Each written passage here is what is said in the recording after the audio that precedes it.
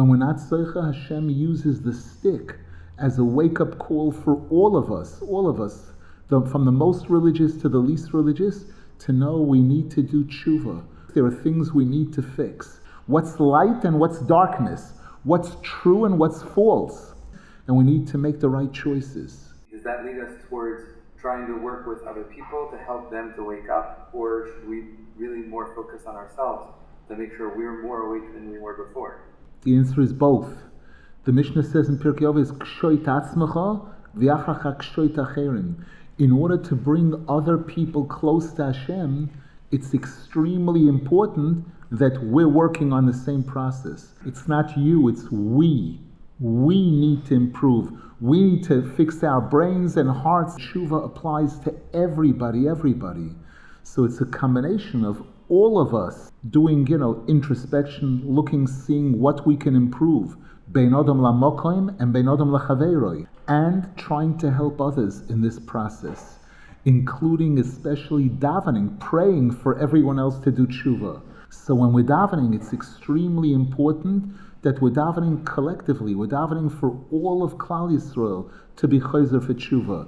When we ask for refuah, we're asking for everyone that needs refuah to have refuah. This is why the Arizal reveals this incredible secret that before a person is mispalel, especially in the morning, your first tefillah, Shachris, Hareini mekabel alai mitzvahs aseisho v'yohavto l'reacha kamoicha.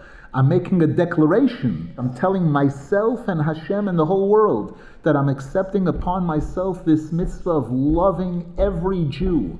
And the Arizal says when a person does this, they're holding hands, they're grabbing onto all 600,000 neshamas of the Jews. Hashem promises that a tefillah of a rabbim is never rejected. A tefillah of a large group of people is never rejected. And the Arizal reveals that pasuk in the Chumash, V'yohavto l'reacha kamoicha ani Hashem, is bigimatria, the first letters of Shavosenu, Kabel, Ushma, Tzakosenu, Yodea Talumos. The last line of Ona B'choyach, which is one of the holiest names of Hashem. Those first letters, Shin, Kuf, Vav, Tzadik, Yud, Tov, which is a super name of Hashem. The sentence means, Hashem, please accept our prayer, accept our screams, our cries.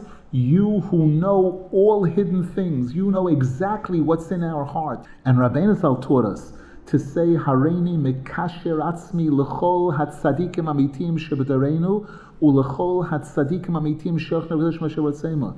That in order to empower our tefillah, in order to make a bang, a real bang, we have to attach ourselves verbally to all the tzaddikim of our generation and all previous generations in order for this process to succeed, in order for our tefillah to succeed, in order for our tshuva to succeed.